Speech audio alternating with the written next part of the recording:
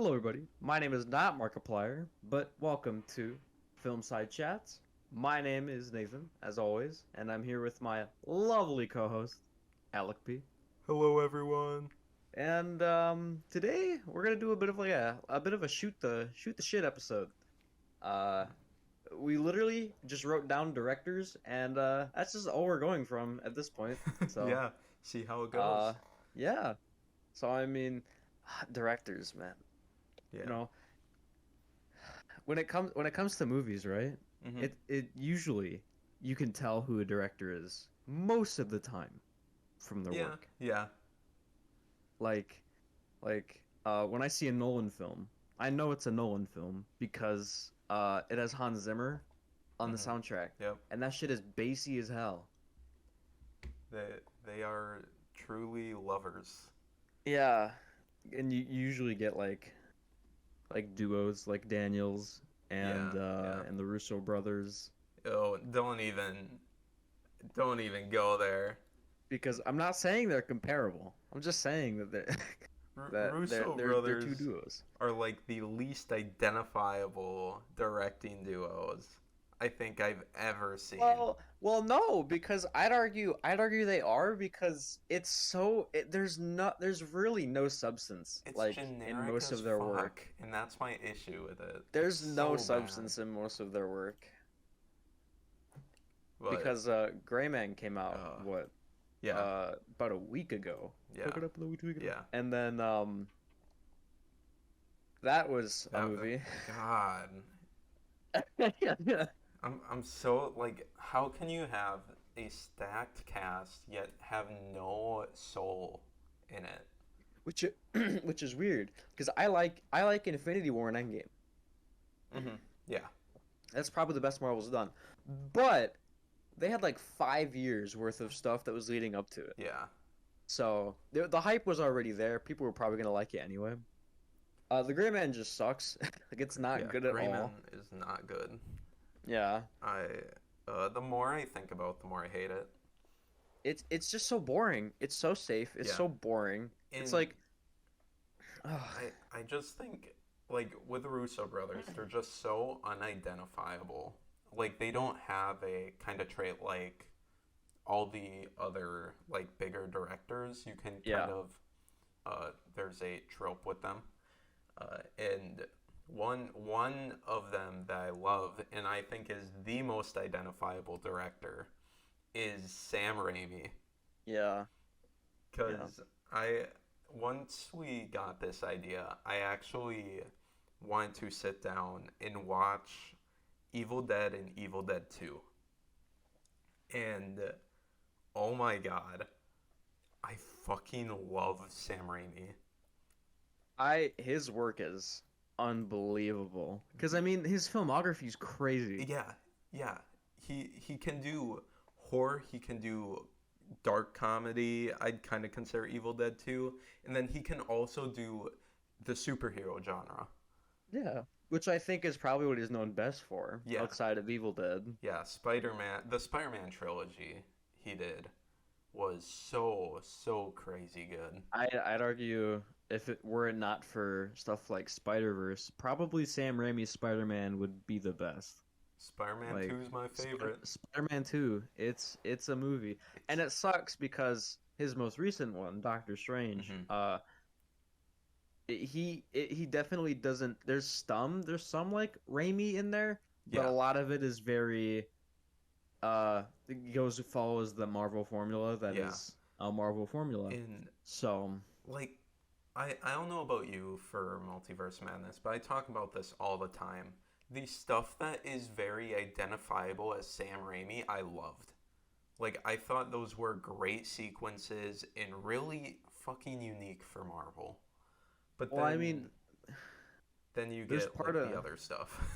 there's part of the movie that you can tell was made before probably Feige was like, okay, I need to take the ropes in a little hmm bit because the first act of Multiverse of Madness is a mess, but Yeah. that's because it's Sam Raimi. So Yeah. because Raimi tried to get it going quick, he tried to get this one the show on the road immediately, and then Feige said nope. Yeah. So Yeah. It Multiverse of Madness is complicated. It's a movie. Yeah. But Got I love Sam Raimi. God. Sam Raimi is a very good director. Hmm. His stuff with superheroes is just as great as most of his other filmography. He's great. He's great. But what's a director you find pretty identifiable? Pretty identifiable. I mentioned Nolan earlier. Yeah. I feel like he definitely has that. You recently watched Dunkirk. Yeah. Oh, we're gonna get right into it, aren't we? And you didn't like it. Yeah, I think it's a fucking shit movie. Um, I will not say that. oh, I will go on record saying that. I Oh think it's no, really not good. no. What the fuck? Did you rewatch it? Yeah. I literally, yeah, the visuals are good except for in the beginning. I think they're kind of just wonky. I don't like the visuals early on, but as the movie progresses, they get better. The score is obviously good. Sound design is good, but sound mixing sucks. Yeah. Sound mixing Well, sucks. Christopher Nolan can't have dialogue to save his life, and the story sucks. And um, yeah. that's my issue with Nolan. I Well, I think when at least when it comes to Dunkirk, it's very much more about the spectacle for me, about just mhm. because the audio mixing is definitely meant for the theater experience. Yeah. It's not meant to be anywhere else because it is so bass heavy. It is so loud with the intention of like blowing your eardrums out Mhm. if you listen with your headphones in. It's definitely meant to be played on like a stereo speaker Yeah. or like a stereo system. It's not meant to be listened through headphones. I will agree with you though. The dialogue is pretty bad. It's not good. Yeah. It's The story probably the same. that's just a Nolan trope for me cuz like I reflected on Nolan's films because I knew this would get brought up. And like Tenant has similar issues, but I actually love Tenant. I think that's a good one. I Um think Tenet's a bit too all over the place. I I like Tenant. I can't really explain why. Um, but then you get like here's another hot take. I hate Inception. Oh, I do dude. not like Oh Inception at all. no. Listen. I like it. I like Inception a lot because of its visual style. I think that kind of like visual style that Inception has is insane. The visuals are good. And the other reason I like Inception a lot is because of its plot. But to be fair, it's very similar to Paprika, and I Yeah, love yeah, Paprika, so that exactly. probably helps it out. Cause yeah, like Dunkirk, Inception are the big ones that I have major issues with. I really like The Prestige, and I like The Dark Knight for Um, obvious reasons. I like The Dark Knight. I like Interstellar, although I will admit that part of Interstellar is just uh yeah. I think Interstellar's biggest issue is every moment that doesn't have to feel cinematic. Nolan's like, you know what? We should make this cinematic, Yeah, and they get Hans Zimmer going here, making fire in the studio to like, yeah, oh yeah, I'm gonna fly this ship. Like, bro, chill out.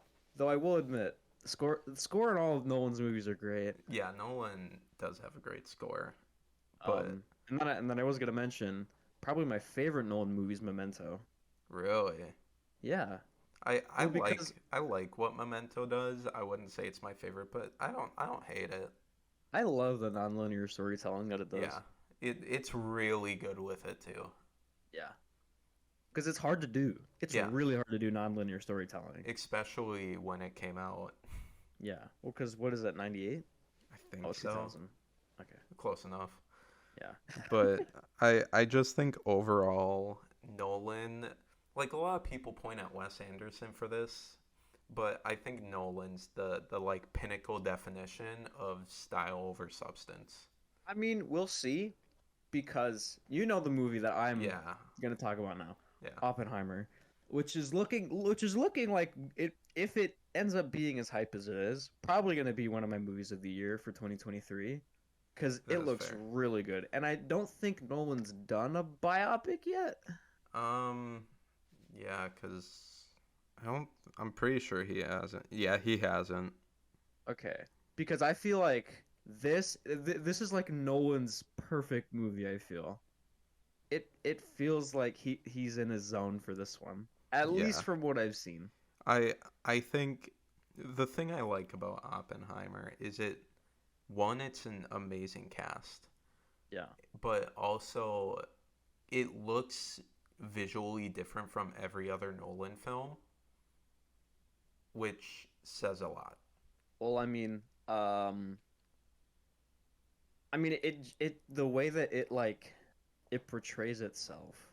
It's Hmm. very I think I don't know if doomer's the right word, but you get like what I'm getting at. Yeah, Where it's very much like it's not going to be um like Imitation Game or the other kind of biopics about World War II era geniuses. This one's gonna be dark. It's gonna be really dark. Um, and I mean, because we're literally dealing with an invention that is quite literally has introduced the ability to end the world. yeah. So I'm super intrigued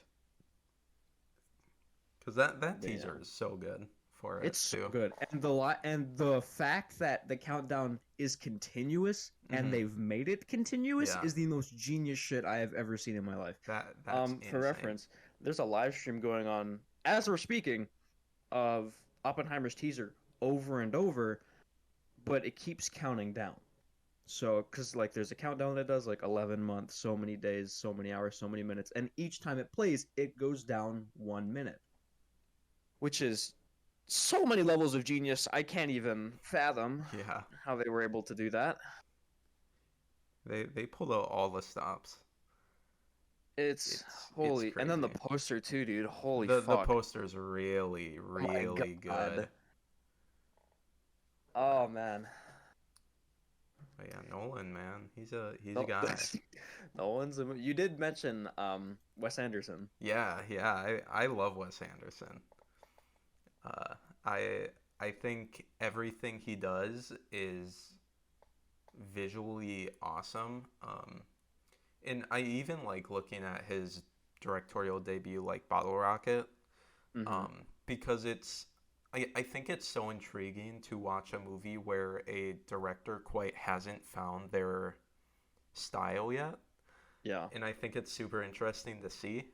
Um, Even though Bottle Rocket by no means is anywhere near perfect, yeah, it's super intriguing to look at. And then he, of course, has like Rushmore, Grand Budapest Hotel, yeah. French Dispatch. French Dispatch, The Royal Tenenbaums, which are all Mm-hmm. phenomenal. And I will die on this hill that Wes Anderson, for the like, usually does not sacrifice style for substance, and Well, somehow works. I would argue that Wes Anderson infuses this style to make substance Hmm. because Wes Anderson may be the only animator. No, what the fuck? Maybe the only director I know who has not only delved into live action but also stop motion. Yeah. Because that's it's hard to work in both fields because it's two very different kinds of filmmaking. Hmm. Um, but I mean, Fantastic Mr. Fox is a fucking fantastic Oh, it's animated film. one of his best, if not the best. Like, unbelievably good. It's so good, and I love the dialogue. I think, and also I think it helps that his sort of style fits perfectly in stop motion, so Well, that because obviously benefits. I'd argue that Wes Anderson recognizes his limits as a director of what you Yeah, can do, like in real life, and he says, "You know what? Fuck it. I'll make it animated. If I can't do it in real life, I'll make it in animation." And that's what he did. He did it with hmm, Fantastic Mr. Fox and I Love Dogs. Yeah, and they both look great. two very visually amazing stop motion films. Yeah. And I'm super excited for his film coming out, Asteroid City, obviously. It's a one amazing cast. And Robert Pattinson. two, I'm super intrigued to see how he's going to tackle it. Um, because the plot synopsis, it sounds like a like love story set in a like planet convention or something, or a science fair or something. And I'm just excited. I'm super excited because I think he's great. Yeah. Wes Anderson's good. His But stuff is good. Big controversial statements here on Film Side Chats. Yeah, Wes yeah. Anderson's good. Yeah, but I thought it was interesting you brought up like directors usually don't go into stop motion when they're doing live action, Yeah. and it lets me bring up another director I really want to talk about, and that's Guillermo del Toro. Del Toro. He is my Spielberg.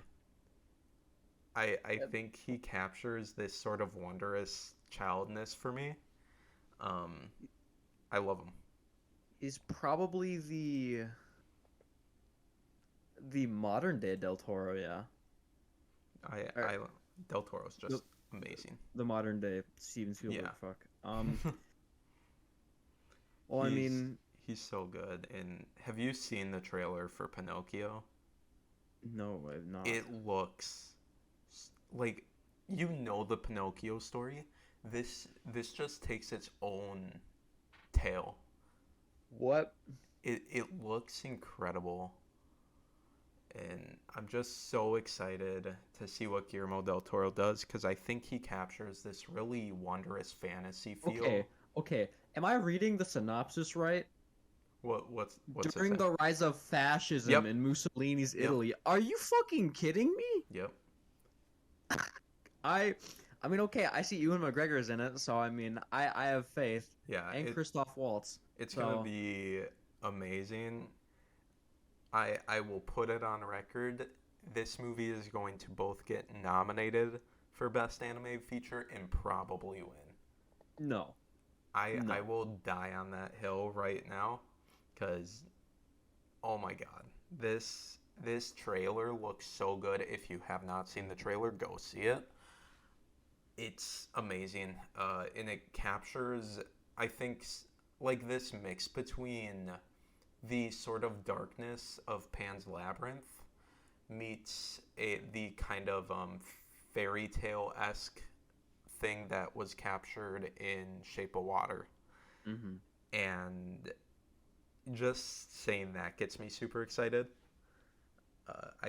I also just think Guillermo del Toro is a twisted genius. I can agree with you on that. Oh, I haven't watched a lot of Del Toro. I've seen Mhm. I've seen Shape of Water, Pan's Labyrinth, and I haven't seen any of the Blades or the Hellboys in a very long time. oh really? I haven't seen Blade 2 or Hellboy 1 and 2 in probably the last 10 years. It's been a long time. So, I can't give much on that. But the movies that I have seen of his, pretty good. Yeah, Yeah. I just like the way he captures the world and stuff, I think. Because, like, even the first Pacific Rim, as weird as it is to say, like, I think it really captures what Del Toro kind of does. Yeah. And I think that's impressive. Like, Yeah, really it's pretty impressive. Yep. And I mean, you did talk about modern day Steven Spielberg being Guillermo Mhm. del Toro. Yeah. But I think a modern day Steven Spielberg is Steven Spielberg. You see, like, every time I think of a modern Spielberg, doesn't get me. Because, like, I can think of Ray Player One, um, Bridge of Spies. He made Ready Player One. I'm pretty sure. Oh my god, he did. Yeah. What else has he made modern day? because I'm trying to think. He did West Side Story. Oh yeah, West Side Story. I thought that one was pretty good, but like, I don't know. I think 80s and 90s Spielberg was Spielberg. I don't know. I'd argue early 2000s as well. Like Catch Me If You Can. That's pretty good. Yeah, I I And don't and know. then Minority Report too. You see, I think the thing I just never got into his works after 2000s. Well, I'd argue um probably his lowest point is Ready Player One. But Ready Player One was a weird step. well, because the thing about Ready Player One is, right? It feels less like because the I haven't read the book, so I don't know if this is accurate, but it feels like it's just an excuse to like make a bunch of IPs from like Yeah, gaming history and just put them in one place. uh, it, That's, that's that's really really what what it it feels felt like. like. Yeah. But yeah, like I think I really do think Spielberg peaked with E.T., Jurassic Park, Jaws, like back Schindler's to List. back. Yeah, Schindler's List, of course. Hmm. Um, and I just don't think he ever really bounced back. I also love Close Encounters. I should put that out Well, there. yeah. But I will say I am excited and hopeful for The Fablemans, which is going to be premiering, I think, at either Toronto or Venice. Hmm. But I hope I can take back my words and saying I don't like Martin Spielberg really soon. But I don't know. I think he's lost his edge. Well, I mean, I haven't seen West Side Story, but from what I hear, it's it's pretty good. Yeah, it's good, but it's not Spielberg. And I I mean, yeah. I just want, that kind of wondrous childness kind of thing that he was really able to hone in, but Well, it's kind of gone. I think it's cause a lot of his work that revolves around that really came in the 80s. Yeah. And then when that passed, he started doing a lot more mature stuff, Yeah. like he did Yeah. Saving Private Ryan, Schindler's List, and then when you see the contrast between those two, I It, it mean, it's impressive his range. yeah. I Well, I will mean, say. he was able to make stuff like E.T. and Schindler's List within 10 years. Yeah. So, I And mean, then that's impressive. they goes makes a musical. Yeah. I mean, I yeah. I like his range, Mm. but I don't know. I every time people like hail Spielberg, I've never really seen the big worship around him. Yeah. But once again, dropping hot takes on this podcast. I, yeah, Steven Spielberg, he's a director that's decent sometimes. Yeah. Yeah. But if we're talking real range, I want to talk about Edgar Wright. Bingo. I Yeah. think Edgar Wright has the biggest range of any director I can think of right now. Because he's literally on a mission to direct a movie in every single genre. And they're all good. Yeah, they're all very good. Yeah, there's downfalls to each of them. There's certain issues you can pick at, but the fact he can go from directing a high-paced action film to then shooting a like old school style thriller slash horror, I think speaks a lot to someone's talent, especially with Edgar Wright, because he can somehow fit it into his style, which is hard to say for any other director. Well, I think his style, it's impressive how many genres it works across. And it's not just that. I feel like out of all the directors we're probably going to talk about today, Edgar Wright utilizes music probably the best. Mm-hmm. That's fair. Because the existence of Baby Driver is proof that with good sound design, you can make me love your movie even if it has Ansel Elgort, whatever fucking how do you say his name? Ansel Elgort, Ansel, right? oh, I don't know. Ansel Elgort. I don't fucking know. I don't know how You're to say close, his name. close enough. Baby, whatever, baby. Without having him on the screen because he kind of sucks as an actor, but that sound design is so goddamn good. The sound design's great, and the way they use the music too, I think, is awesome. Because I mean, in all of his movies, in all of them, Yeah, it's so good. Shaun of the Dead, baby. That "Don't Stop Me Now" sequence. Don't Stop Me Now in the pub. Oh my god, so good. It's one of my favorite scenes. And then I mean, his camera work as well. The Last Night in Soho dance sequence is a one shot that I can't believe is a one shot. Yeah, I remember you were in awe. Well, because you told me it was a one shot before it happened, and I was like, okay, it can't be that cool. And then you showed me it, and I'm like, how much time? Because I'm still sitting here like, how much time for rehearsal and practice did that take? It had to have been way too long. Yeah, probably, but it came out so good, and I love it. And then Hot Fuzz, I think, also is a great speaking point to his camera work, because he's able to very much replicate the sort of 2000s action genre and still make it feel unique. Which I mean, it's such a bull. I mean this in the most polite way possible. It's such a bullshit movie because it's so stupid and silly, yet it also manages to like, oh, we're a murder mystery, by the way. Yeah, it's a damn good movie. It's so good. I will go off trying to praise Edgar Wright any chance I get. Shout out to my man Edgar Wright, the one good British person. The fact that they didn't let him direct Ant-Man is a disgrace.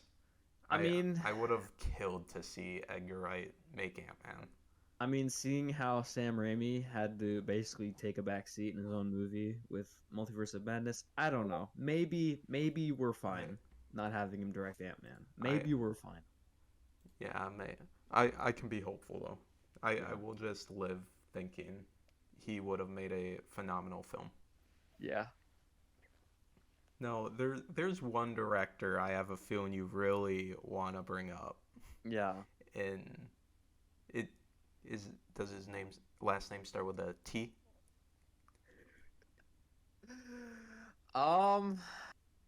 Because you always talk about him. Go ahead. So Tarantino. Tarantino's work is like I guess I gotta address this like right at the beginning. Yes, I know he's a fucked up little guy. Like we can get this out of the way. Yeah, I know he's into feet. Yeah, I know he puts feet in his movies. I don't give a fuck. Okay, I don't care. Listen, if a director wants to put like 5 seconds of his own little like fucked up shit in the movie, I don't care. As long as the other like 2 hours of the movie are peak, I don't care. Because Inglourious Basterds is so goddamn good. And then I remember there's a scene with Hammersmark where she just like has no shoes on the hospital bed for like 2 minutes. Like, Tarantino, put those dogs away, please. I beg you. But yeah, his work's very good. He keeps it very consistent. His dialogue is great. There's little small mannerisms that he directs most of his actors to do, which you can tell really goes a long way. There's a lot of smaller details in Tarantino stuff that you really wouldn't be able to point out on first watch, but definitely can on rewatch. But undoubtedly the thing that makes Tarantino the best director for these kind of like action sequences that he does, or the thriller kind of stuff that he does, is the way that he builds suspense and tension is so goddamn good. It's well done. Because I mean, that first scene in Inglourious Basterds Oh is yeah, so good. it is probably the best opening, in a movie. It's so well done. But this is the one I knew would get brought up, and I I enjoy Tarantino, but like the more I think of it, the more I'm like, he fits this very certain niche Yeah. of like I don't know how to describe it, but like he makes okay movies. Like there's some good ones, and then the rest I'm like okay. Um, and I also like I keep always thinking about some of the really weird things he does. Like I think the way he forces a feet shot every single movie is really Yeah. weird. I Hmm. and I think it's super weird how he inserted himself in Pulp Fiction to say the N word. And And Django. yeah, Yeah. and I think he has a like his writing style. It's very sleek, and cleverly written, but Yeah. also there's some really weird things he does that I just can't enjoy. Um, like he's the way he builds suspense phenomenal. Inglorious Bastards, I will say, is absolutely a goddamn work of art. A masterpiece. Um, but then like you dive into his other stuff. I think The Hateful Eight's pretty good. Pulp Fiction might shock some people. I think is okay at best. Um, what else is there? Once Upon a Time in Hollywood, I just don't think works. Once Upon a Time in Hollywood. Yeah. I think it has too much. Yeah, They try to cram too much into it. they they try and cram so much, and it just Well, doesn't work. because it's supposed to be like a whole like tribute to golden age of Hmm. Hollywood. I mean, he even sent out the movie on 35 prints, but yeah, it's just not good. Yeah, and I just think like the one thing I will say Tarantino is great at is explosive third acts. Literally, Yeah, like literally explosive. Um, because ev- everyone is good. The because third the act ones is awesome, but the ones I can think of that he utilizes it a lot more nowadays. Because Hateful Eight, Django, and Glorious mhm, all had like holy shit third acts compared to pretty second acts. yeah, So his second acts, and then I mean, if you want to count the ending of Once Upon a Time in yeah, Hollywood too, that's the one I was thinking of. because that is like that ending sequence is like 5 minutes of essentially. uh, See, now we're gonna get demonetized and put off Spotify for me saying this, but it's essentially torture porn Yeah, towards the yeah, entirety of the Manson family. yeah, and but I I don't know. I think it fits Tarantino well, even Yeah, though it might not be the best thing. Um, and I'm curious to see what he does because he's hyping up his next film because he said his Once Upon a Time last. in Hollywood would be his last. Now he's saying this is, and then he's like maybe I'll do a horror movie, maybe I'll No, do the Star Trek one, which no, I think this is his last. I don't see him making anything past yeah, this. If he does, I'm not gonna say it's gonna be great because I don't think it's gonna be great. I think it'll be all right. it'll But be something. yeah, it's gonna be a Tarantino film through and through. Yeah, Most likely, I don't see him getting rid of any of his Tarantinoisms yeah. There's no way. anytime soon. He's very Tarantino, Yeah. for He good or for bad. That's for the viewer to sort of decide. I mean he sticks with what he does He and does, he knows how to do it. I mean and yeah, it's his own style and he's crafted he it perfectly. I can he respect that. fits this perfect niche that weirdly enough, a lot of people into film fit in. Mm-hmm. And it's this very tightly written, kind of spaghetti western-esque style. Yeah. I don't know how else to kind of describe it. But, like, Yeah. we've been talking modern directors quite a bit. Yeah. Mm-hmm. And I want to talk about a more 80s director, because I really spent thinking on this, because you know the whole John Carpenter versus Wes Craven debate, right? Yeah. And both are phenomenal, don't get me wrong, but I've started to sort of I was always a John Carpenter fan through and through. I am quite literally right now wearing a They Live t-shirt. Mm-hmm. But I'm starting to lean over to Wes Craven now. Really? Yeah, because and this is why I think, because one, Scream is my probably favorite slasher. And Ghostface is a iconic Yeah. killer, and he also made Nightmare on Elm Street, which also I love.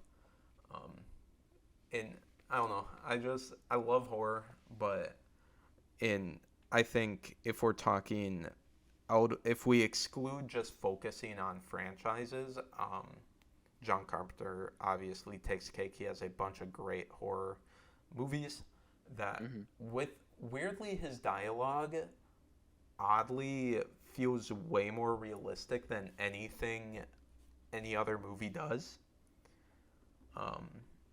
But I just always think of Wes Craven, and I just love him. Because I mean, Scream's damn good. Scream's damn good. You got Nightmare on Elm Street. You have The Hills Have Eyes, which I like. The Hills Have Eyes. Mm-hmm. Some people will bash it, but I like it.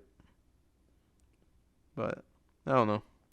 What kind of side do you sit on in that sort of debate?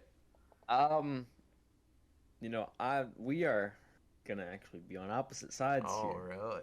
I'm a bit of a John Carpenter enjoyer myself. Listen, I get it. I like Scream. I think Scream is innovative when it came out. I think that it's pretty scary. But The Thing? The Thing is oh good. My God. Yeah, The Thing is really good. And then he made Halloween, which spawned an entire franchise. Probably the biggest horror franchise right now. Yeah. He made They Live, which is oh my God. Yeah. They Live, I think, is great. Both culturally, it changed everything, but also, like, weirdly enough, the message is still super relevant. Yeah.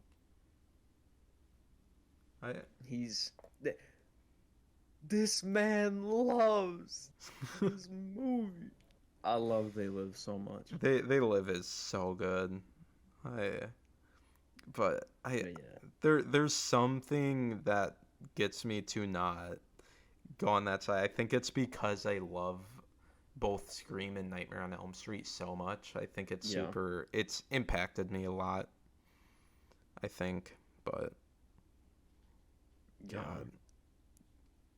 Both stellar horror directors. Yeah. I mean, back when the heyday of horror, when it was probably at its peak. Yeah. So I love them. I love them so much. But, like, even now, like, I think horror is kind of coming in a sort of renaissance. And if we want to talk about who's pushing that renaissance, are you gonna bring up motherfucking Peele? Oh, we have different takes on who brought it. Oh my God, Jordan Peele is, in my opinion, so good at thriller and horror. Jordan Peele has a talent. Because, I mean, I think it's so funny that you look at his work as an actor, and he Yeah. did Key and Peele on Comedy Central for what, like 5 years, Mm-hmm. and then he says, "Okay, I'm gonna take a break from that." And then he releases Get Out. Yeah. Like, that will never not be funny to me. How he's like, The "Yeah, I'm done with comedy for now," and then yeah. he goes and releases one of the greatest horror movies of the 2010s. The craziest shift, honestly, Oh is man, it's crazy. Um, and maybe I'm biased because I'm gonna see Nope in like 3 hours, but or Nope again in 3 hours. But yeah, his work is so good. The way he builds tension is yeah. unbelievable, and Uh, the way that he like pushes these kind of like social issues and these things that you wouldn't expect to see in a thriller and a horror movie, and he kind of like makes that part of the horror is mhm. so good. I he's really talented at stuff. I cannot argue that he's so good. I And have I have never seen like a director been so consistently on top of the game for the last three movies, probably more than Jordan Peele nowadays really, at least. Mm-hmm. all right. So hear me out, because I don't think Jordan Peele is um, the big horror renaissance. Is it Ari Aster? I think it's Ari Aster. Yeah. Yeah, because that Um, would be my second. because I recently watched There's Something Wrong with the Johnsons or Something Up with Johnsons. Basically Ari Aster's I think student film. Well, because that's his short And film, right? yeah, Yeah. and it's fucked up. It's so fucked. And it shows Ari Aster has always had these very dark themes. Mm-hmm. And like when you talk about the movies he's made so far, you look at Hereditary, which is a great directorial debut. Mm-hmm. Um, and also I would say kind of shift the sort of um, horror genre from our day, because it didn't rely on just jump scare after jump scare, Yeah. and it had a way of building this suspense that I loved, and then you get somehow a step even higher with Midsummer, which Oh, is dude. incredibly done. I Everything think about that movie. Oh, Ari Aster knows how to make tension between groups of people that you usually like suspect tension between like a family or a significant other. yeah, But the way that he incorporates that is like really good, yeah, because I mean like the whole plot of like Midsummer is, oh, my boyfriend, and then like they literally, I guess spoiler, she fucking sacrifices him at the end. yeah, And then she's like, "Oh, maybe that is all right." And you get this like little glimpse into the sense that maybe she's all right, in this cult here who worships her now. mm-hmm. But It's great. and then fucking Hereditary's ending, Jesus. Yeah.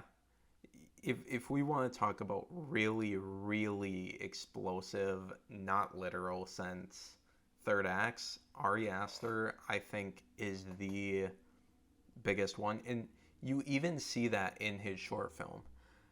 He's always had this really great talent at crafting a genius third act that really ties everything together.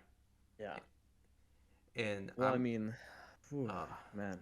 I think Jordan Peele, yeah, he definitely changed the genre when it comes to Yeah. the sort of social messaging in horror. But I just think Ari Aster just changed everything. Yeah.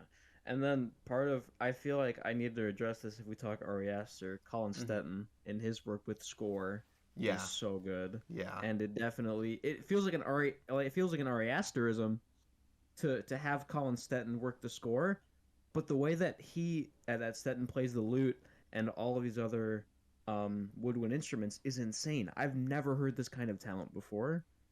So Yeah. and man, yeah, Ari Aster, good stuff. I Really good horror. I'm so And excited. then he's coming out with a movie pretty soon, with right? Joaquin Phoenix. Yeah. I don't know. I don't think the plot's out there, but I'm excited for it. I'm anticipating it a lot because I think he has a lot to say.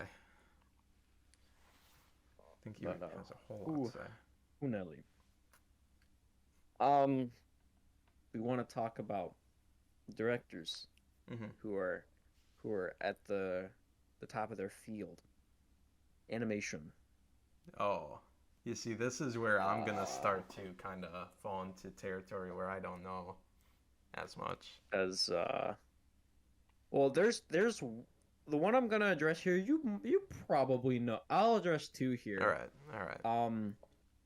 And you probably know enough about both of them. Actually, I might go into three. I have one I will go off on. Because the first one I'm gonna bring up is Satoshi Kon. He made Perfect Blue. Oh my he made God. Paprika. I will definitely agree there. Because oh man, Satoshi Kon, man. I love Perfect Blue so much. Perfect Blue is a great movie. Paprika's really good too. Yeah. Millennium Actress is really good as well. I don't know if you've seen that. I have not seen that one. Okay, that's really good too.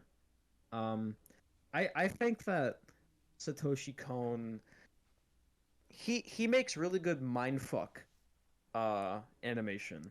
Oh yeah. Like really good mindfuck stuff. But that's really all I can say about him because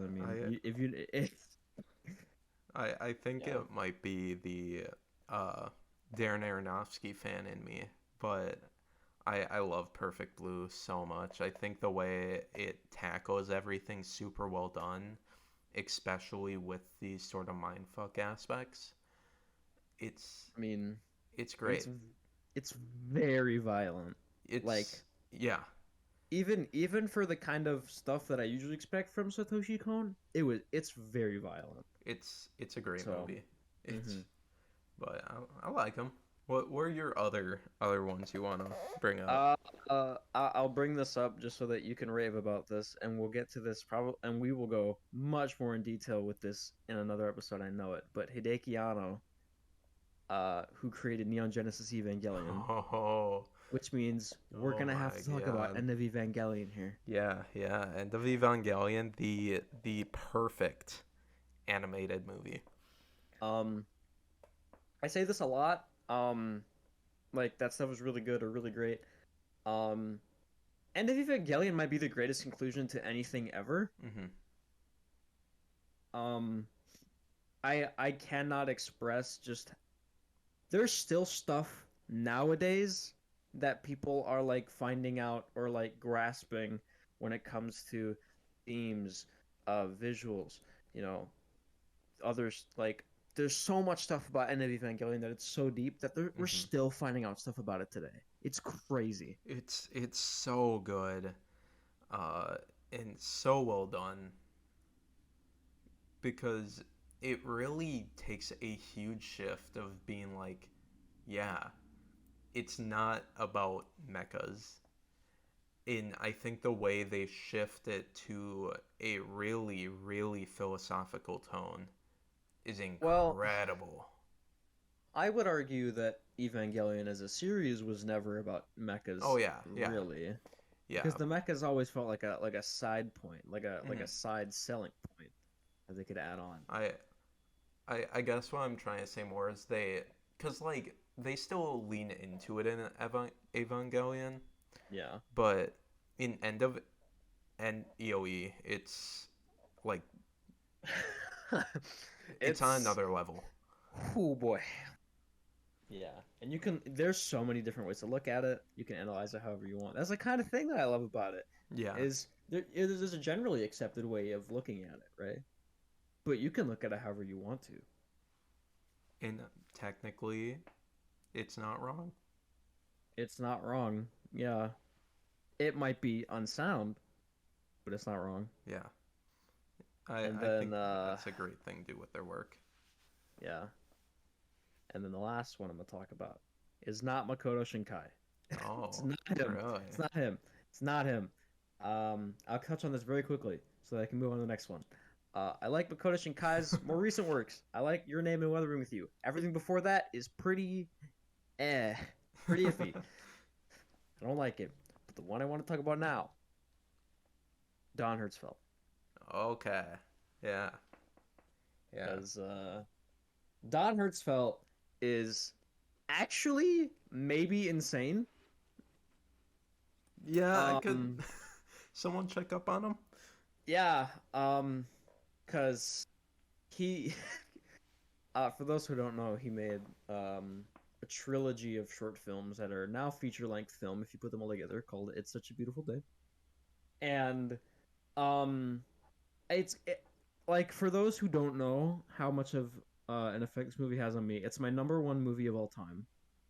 Um, and I cannot rewatch it anymore because of the stress that it gives me. Because this is like, it's such a mind fuck in the sense that it's not like, oh, I'm gonna introduce something, give you a big twist, then you have to reflect on that. No, because it's all reflecting on things that are present and clear in our real lives, Yeah. which makes absolutely no sense if you have no idea what I'm talking about. But um, it's so good. His visual style is amazing.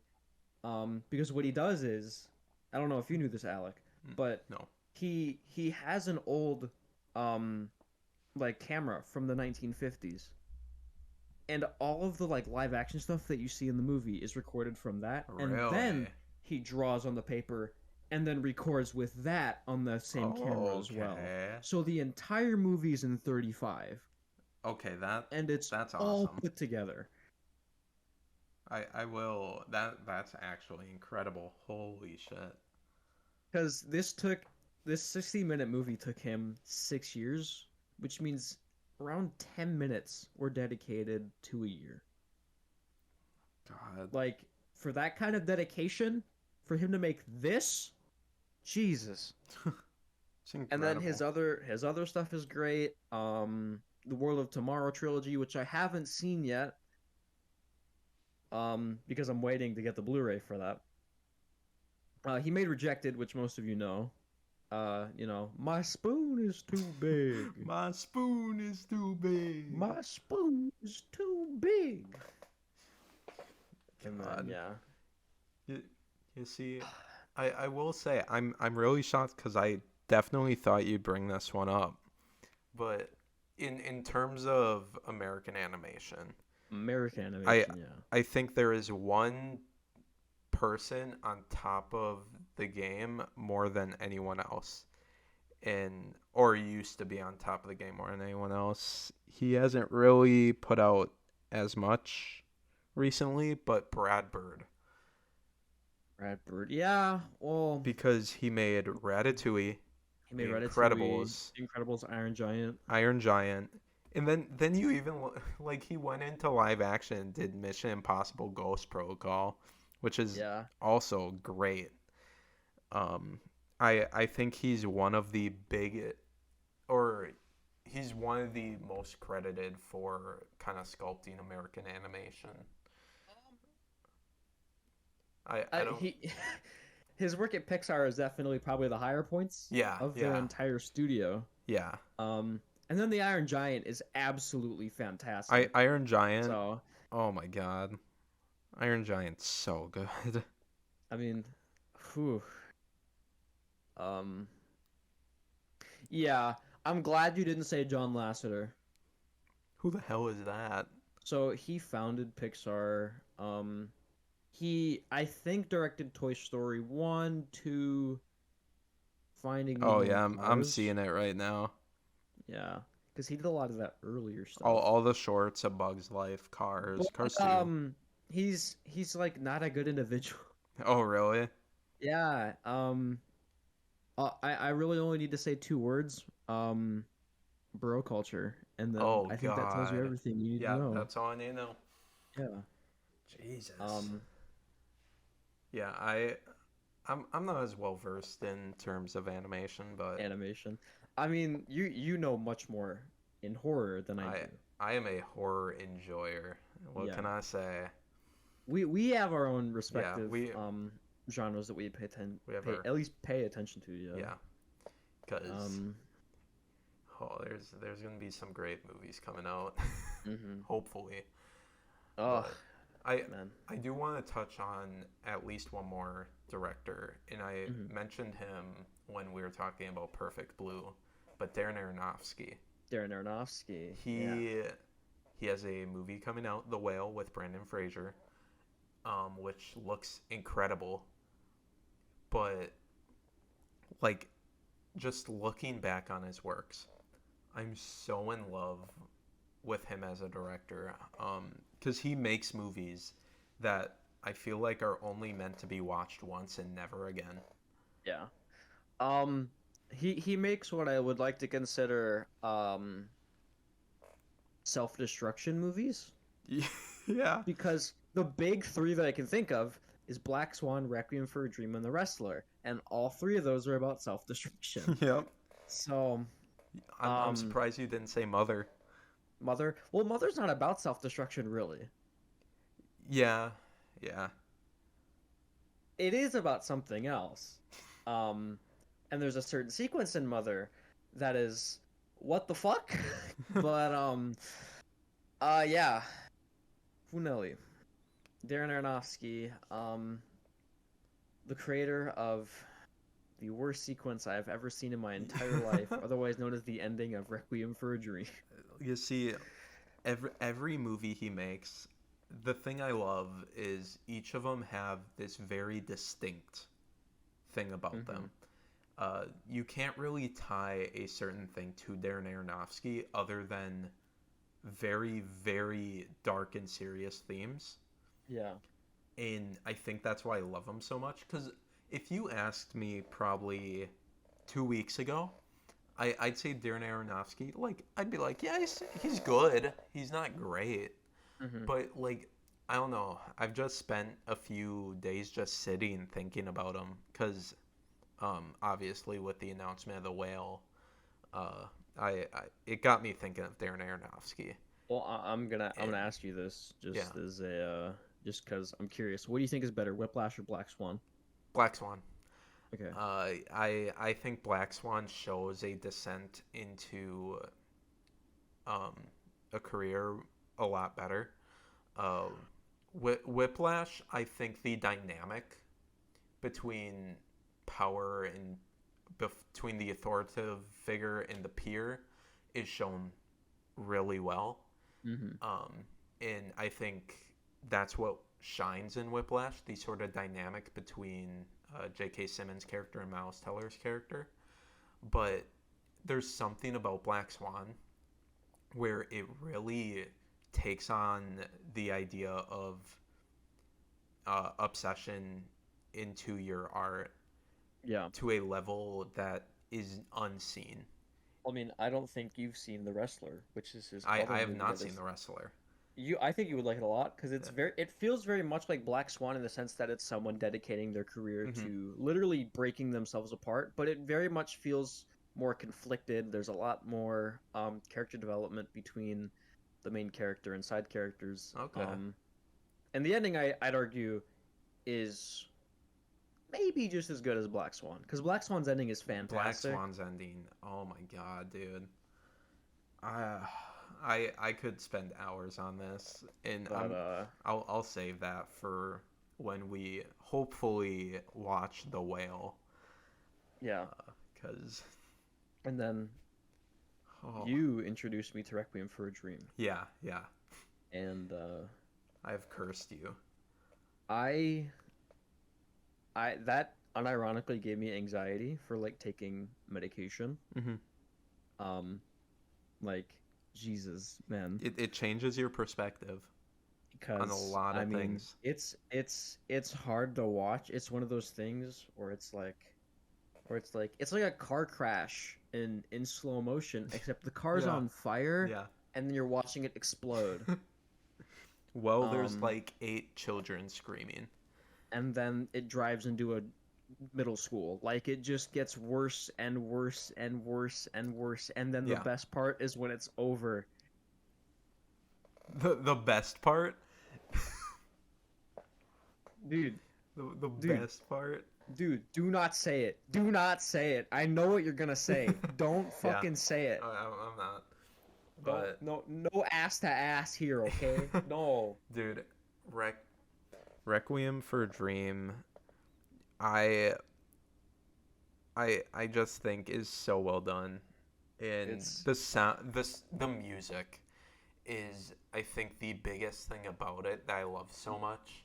The Requiem leitmotif is so good. It's great, and I could spend hours just talking about Requiem for a Dream alone, because it's a movie I think everyone should absolutely see.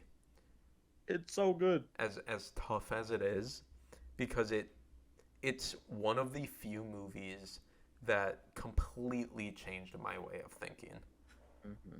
And I don't know, I love it. It's probably dude. Dare wishes it could have better drug prevention stuff. Yeah, and Requiem yeah. for a Dream, dude. Requiem for a Dream, the greatest Dare campaign ever, and it's not even from Dare. Yeah. They should just start showing that in school assemblies. Yeah. It's Because I mean, yeah. Because Aronofsky he doesn't lay it on light. He tells Yeah. you. He shows you. He's very brutal. The worst of the worst. Yeah. When it comes to the human condition, and then our interaction with different kinds of vices. It makes you think. Mm-hmm. It makes you think real hard. Yeah. But yeah, I wanted to bring up Darren Aronofsky because I think his work is very good. Yeah. But yeah, that's all the directors I can really think of. I could probably think of one more, All right. but we didn't even talk about Daniels. Oh my God, yeah. Yeah, Because I know you love Daniels, and I do, love Daniels. yeah. We Because love we Daniels. the two Daniels motion like movies. You like the other one, Yeah. and then I like the most recent one. I- Because well, you love Swiss Army Man. I love everything. I love both of them. Nate has Yeah. yet to see Swiss Army Man, right? Yeah. But I like Swiss Army Man more. But I think both are near perfect movies. Daniel is absolutely probably the biggest, most ambitious. It was creative. I don't know if I'd say commercial quite yet, No. but independent directors, they're so good, and their dynamic with each other is unseen with anyone else. I mean, there are moments in a lot of his movies, and I mentioned this in a prior episode. I know I did, but there are some moments in at least Everything Everywhere where I just kind of sit there and I go, "How do you think of this?" Yeah, it's And crazy. I haven't seen Swiss Army Man, but I'm guessing I'm probably gonna be thinking the same. Oh, you absolutely will, because Yeah. it's crazy. I think Daniels are just, because I think the way they said they come up with it, they just sit in a room and they're like for instance with Everything Everywhere, they're like, what if they just start fighting with dildos? Yeah. And they just go off that. And I think that's a great way to sort of make a movie, especially in their style. Well, because I mean, you can tell from at least the one I've seen, they love the craft of making movies. Yeah. They love movies in general. They love that kind of stuff, and it shines through their work perfectly. Yeah, and another thing that made me realize how we know their thought process, a little story time. Um, Nate and I and a few other people went to go see Everything Ever All at Once at a theater chain called Alamo Drafthouse. And they do a custom pre-show to the movie. And at our pre-show, they had the Daniels do a live brainstorm session for an ad for Alamo Drafthouse to not like talk or text. And it gave us a real glimpse sort of into how they think. Because they literally just spew things out, and whatever lands they go with. I didn't even think of that. Yeah, and it's amazing. I just love how they do it because it shows that the process of making a movie does not need to be as serious as people think. And I don't know. I also just love their personalities. I think they're really fun. Yeah. What was I gonna say? Fuck. What was I gonna say? God damn it. They do action really well. Yeah. Like, really well. It's it's inspired, but it doesn't feel like they're trying to like mimic it. Yeah. It feels more like a tribute. Yeah. It's definitely just they pay their respects to their genres, and they're great at it. They're really talented, and I just love them. I love Daniels. I'm excited to see what they go with next. It's a dub, and I cannot wait for what they have next. Because I mean, this is their second movie. I cannot imagine what they have coming up soon. That's insane. Yeah, and I actually you made me think of one more director, and I know you're not as big of a fan of him as I am, but Cooper Raiff. I will take every chance I can to bring him up. I think he has one of my favorite directorial debuts with Shithouse, and I just love how he writes his movies. Wow. I like Shithouse. I like Shithouse. I like Shithouse in the sense that it's what do I say here? Like painfully accurate. Yeah. Because it, for those who don't know, it's about a guy's first year at college, and it is like painfully accurate in a few moments, and that is like terrifying. In the sense that maybe I have never had an original experience in my life because Cooper Raiff will put it to film. I honestly, I'm pretty mixed about his recent one. You're mixed about Cha-Cha Real Smooth. I might rewatch it. To get a sense for it. But what I remember was it was kind of, it's definitely not as good as his other work. You see, that's where I'm torn, because I obviously rewatched it pretty recently, and I don't like Shithouse. I love because I think it's super personal. Yeah. But there's something about Cha-Cha Real Smooth I really, really love, and I don't know what that is quite yet. I might have to just watch it a third time. Yeah. But there's something about it that keeps me coming back, and I think Cooper Raiff really perfected his imperfections with Shithouse, and made a great story with, I would say even better, like a better screenplay. It just feels somehow even more genuine to me. I also think Dakota Johnson gives one of her best performances. Yeah. There's something about Cha-Cha Real Smooth I really love, and I really don't know what it is.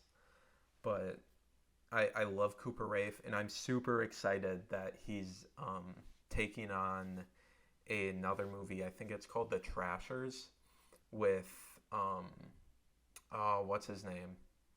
It's the kid from Licorice Pizza, and then Really? shoot, what's his name? The sheriff from Stranger Things. I'm blanking. Dave Harbour. Oh yeah. He's, Stop. he's directing a movie like that, Okay. and I'm curious where he goes because this will be his first one where he's not in the movie, Mm-hmm. which some people love, some people hate. Yeah. I personally like it. I mean, I don't mind it. He's a good actor, I Yeah. think. Yeah. I'm just excited to see where he goes with his career because I think he started off pretty solid, and he's really made a name for himself in terms of the festival circuit. Yeah. So I think he can only go up right now. I think. Yeah, you'd hope. But I hope. I'm just gonna sit on the hope. that's all you really can do. Yeah, but yeah, is that all? I think that's That is it for me. it. Yeah, I cannot think of anybody else. yeah. So I think we'll end it there. And a little update for anyone who has stuck through this hour-long episode. Very long. We are. This is the final one for a little bit before we start having video, which will be awesome. So we will be in person. Yeah, and we'll be you're in gonna see person. our beautiful faces. Yeah, but it's gonna take some time.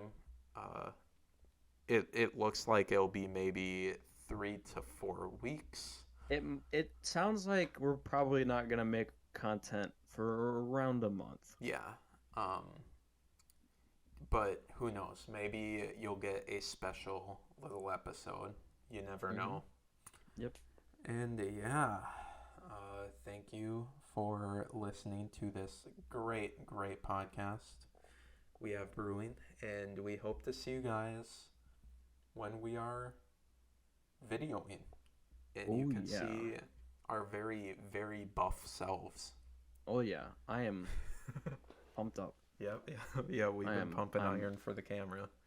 I'm actually doing a bench press right now. 135, my PR. Oh yeah.